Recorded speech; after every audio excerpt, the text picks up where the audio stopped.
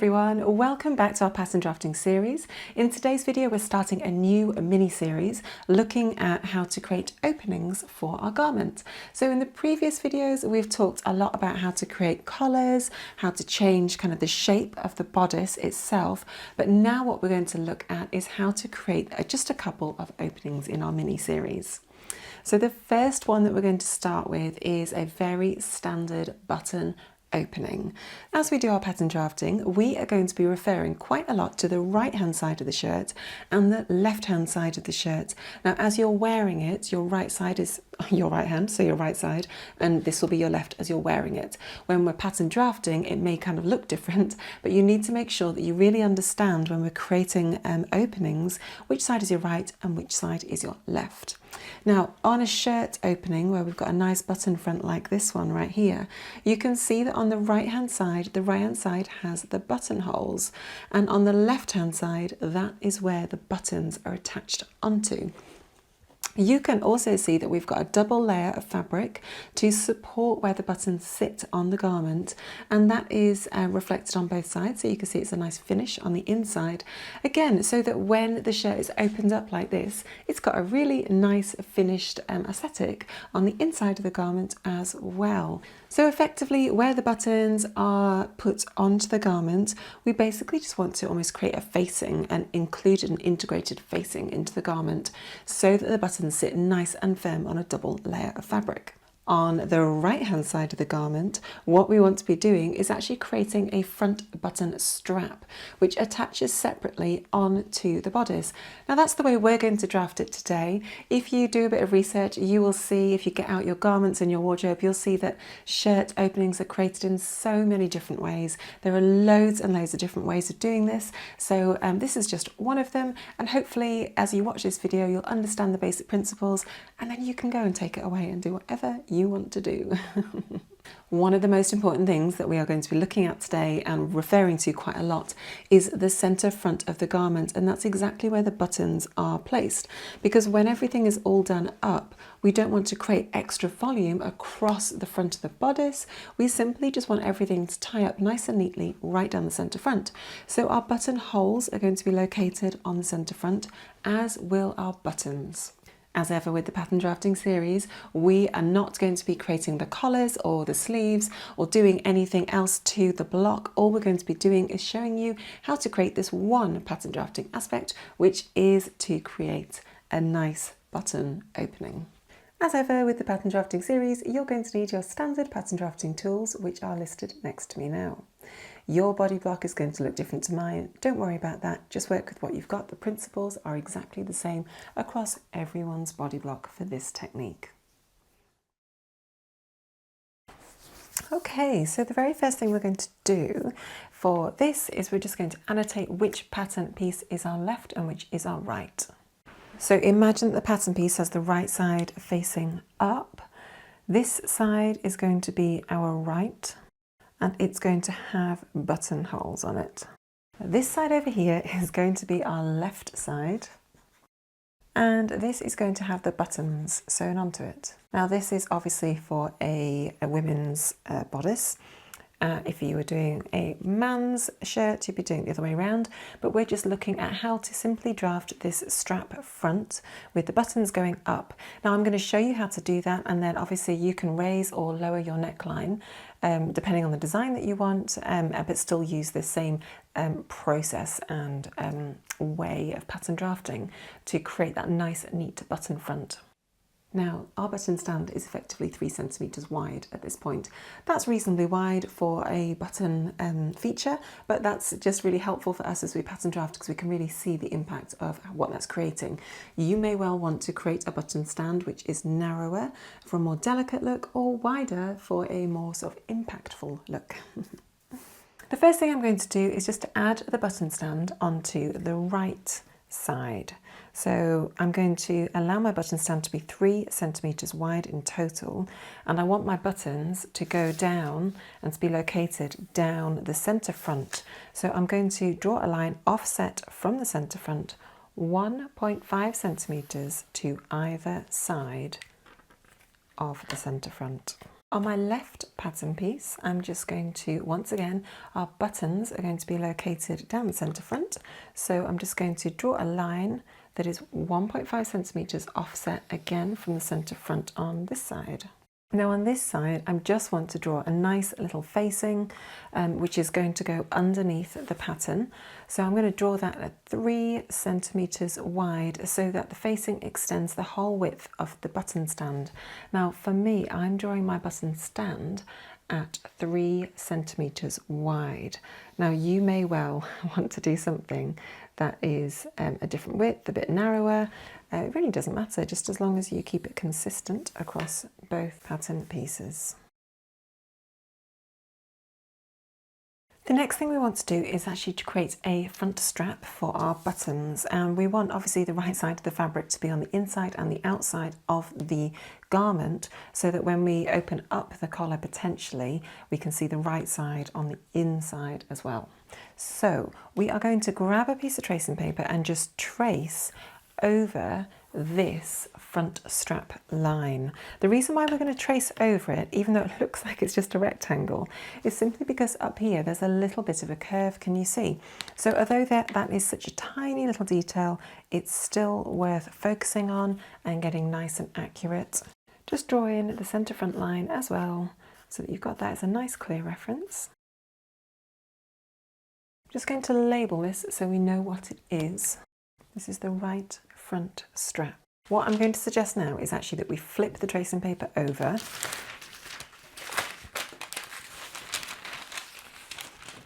and lay it right next to this pattern piece here. Because what I want us to do now is just to trace another copy of it right next to it like that.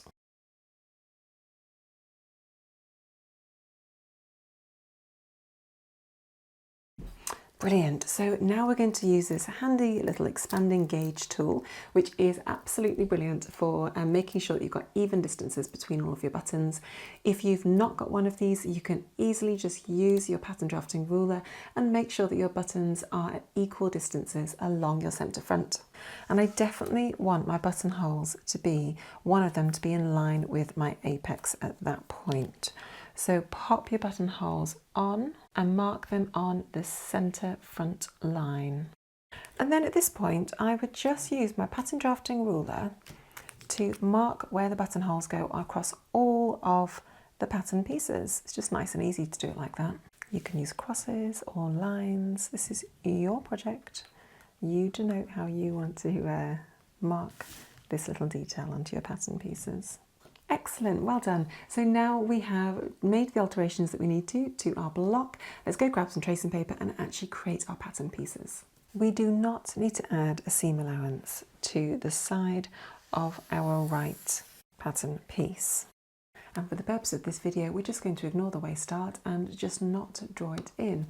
What this means is we're just going to have more volume around the waist, which is fine. We're just looking at the effects of the buttons on the front, so that shaping is actually not really necessary at this stage. We do, however, need to add a seam allowance to the side seam, so we can add our back pattern piece to it. And of course, 1.5 centimetres to our shoulder seam too. The arm side is just going to stay as it is for this experience, but we will add in our bust darts just to create that nice volume over the bust from the tops of the shoulders. Just draw in the neckline. Okay, so then next we're going to draw in our buttonholes. So my button is about 1.2 centimetres wide, so I'm just going to draw a series of buttonholes going down the top that are about 1.2 centimetres long. I'm going to come back to do the notches in a minute once we've drafted out everything else, but I will just annotate the pattern piece to say where the grain line needs to go. Standard button front, right bodice, cut 1 with fabric right side up. Draw in the top of the front right strap, making sure that you're picking up on that nice little curve that goes up to the side. Add your seam allowance into both of your long sides. Again, you may just want to annotate where your buttonholes are going to go on this pattern piece.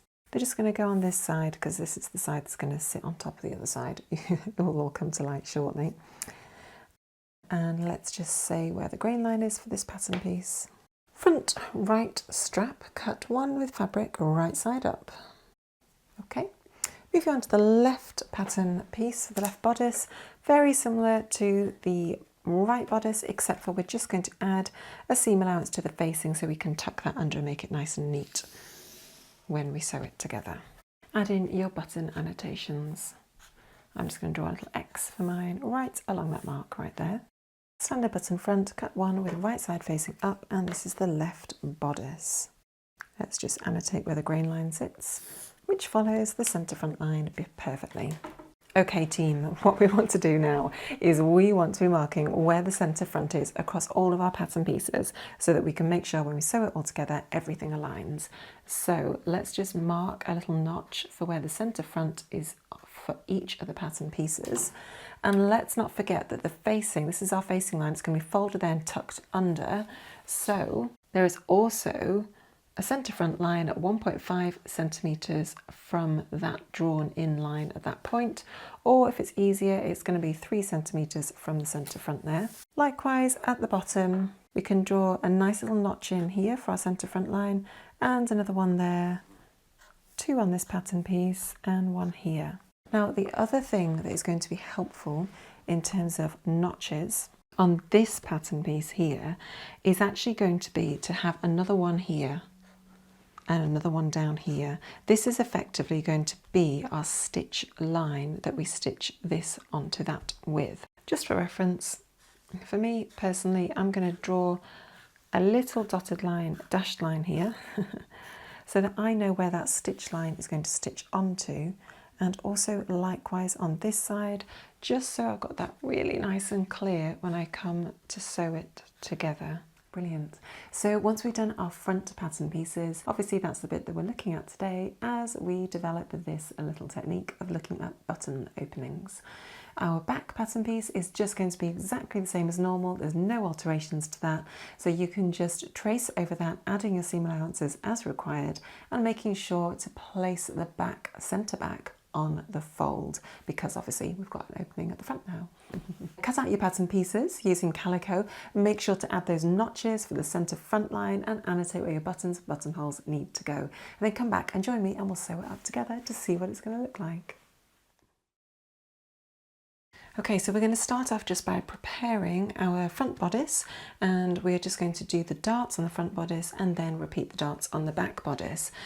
If you're not sure how to sew darts, you can refer to video 22 where we talk you through that in plenty detail. Once you've done your front darts, I just want to press them towards the side. And once you've sewn the back darts, just press those towards the side as well. Next, we're going to work on our left front bodice. So on this pattern piece, our buttons are going to go down here, which is where the notch is, which is just here and here. Then we want the whole thing to be folded 1.5 centimetres away from there to start off with. So it may be that you just want to mark off using a friction pen, a point at 1.5 centimetres away from your notch. And we're just going to fold along that line. Okay, so we've just folded that under and tucked it under like that.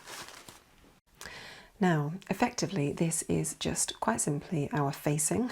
That's all it is, and that's the only purpose of it. So we could just overlock that edge and finish it, or we could tuck it under again by 1.5 centimetres, giving us our 3 centimetre stand. Beautiful. So now we have a really nice finish on the inside. We've got the raw edges fully encased onto the inside. Now I'm just going to pop a few pins in, making sure that I'm capturing all of the fabric layers as I meet this point here in particular, that side. And I've got my pins dropping out over the edge so that I can then flip it over and see where they are nice and neatly. Now what I want to do is sew a line of stitches 3 centimetres offset from the folded edge here.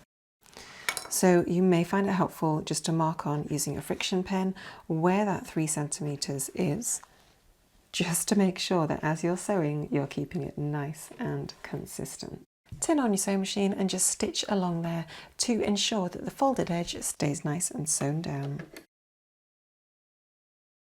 Now you can also sew a little line of stitches on the inside there if you want to.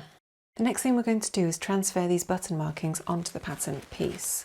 So just fold it in half, the pattern piece, along the centre front line, line it up like that, making sure that you're lining up the little notch up here with that notch there, and then you can just mark on where those buttons need to go in a few minutes. So what we're going to do now is attach our front right strap onto the button strap line here. And as you can see, we've marked in where the stitch line is here, which corresponds with that, and also on this pattern piece where the stitch line is. First thing we're going to do is just fold one long edge over by 1.5 centimeters until it hits one of the notches, the first notch along at that point. That'll be your guide. And this is with wrong sides together, so just give that a nice firm press, and that just prepares this section nicely. Okay, so we've got the wrong side facing up on both pattern pieces. We're now going to sew this stitch line onto this stitch line here, and the right side of the strap piece is going to go, or the placket piece is going to go right on top of the stitch line and the wrong side of the bodice. So we've got right side of this piece, wrong side of this piece, touching together. We're then going to pin them along the stitch line, making sure we line that up really nicely. Now then, we have got a little notch at the bottom and also at the top. We should have a corresponding notch for both pattern pieces, so they should that should help you as you line that up nicely. Brilliant, then just take that to the sewing machine and sew it along the stitch line. Okay, so flip this top bit over so the right side is facing out, and then just iron that very simply in place. Turn the pattern piece over so that you've got the right side of the bodice facing up. We've already folded down the raw edge on this side, so we're literally just going to fold the whole thing over until it just sits over the stitch line that we just sewn. Now you should find at this point that your centre front notches at the top and the bottom are lining up across all the pattern pieces. Add a few pins in place just to hold it nicely in place until you can sew it. We're then going to sew a line of stitches all the way down this folded edge, and it's going to be about 2 millimeters away from the folded edge. Once you've done one side, you can then repeat just down the folded edge so you've got 2 nice matching lines of top stitching. Make sure the offset on the other side is exactly the same as the offset from the folded edge that you used on the first side. Excellent. At this point, grab your pattern piece and just mark on your buttonhole locations. Okay, so now with right sides together, we're going to fold the top pattern pieces over the back, and we're just going to pin them across the shoulders. I'm going to sew those now using our standard seam allowance. Next, we're going to pin the sides of the bodice and then sew them together. Press all those seams open. We're now going to sew those buttonholes together using our buttonhole foot on our sewing machine. Obviously everyone has different sewing machines, so do refer to your manual of your sewing machine just to understand how the buttonhole is going to be sewn. So for my machine, I'm going to use a buttonhole foot like this, and I've got my little button here as well. So for my machine, I'm just going to pop my button into this bit here, and then my sewing machine is just going to sew the appropriate length of buttonhole, and we're going to sew all of these buttonholes on this side. Okay, there are multiple ways to do your buttons and buttonholes. However, I find the easiest way is just to pop, without any specialist tools, is just to pop a needle through the end of one of the buttonholes, grab your unpicker and just gently push it through the center of the buttonhole up to the point where it hits the needle. Okay, just like that. So just repeat that for all of your buttonholes. If you've got one of those nice little chisels which chisel out your buttonholes, I'd thoroughly recommend you use that. That gives you sometimes a bit of a neater finish, but this works just fine.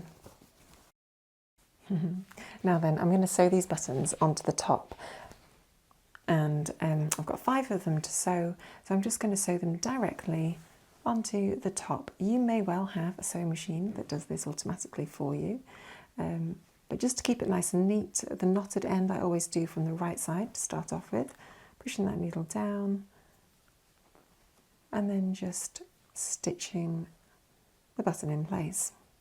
Now, I got these buttons passed down to me, so they're nice and sustainable.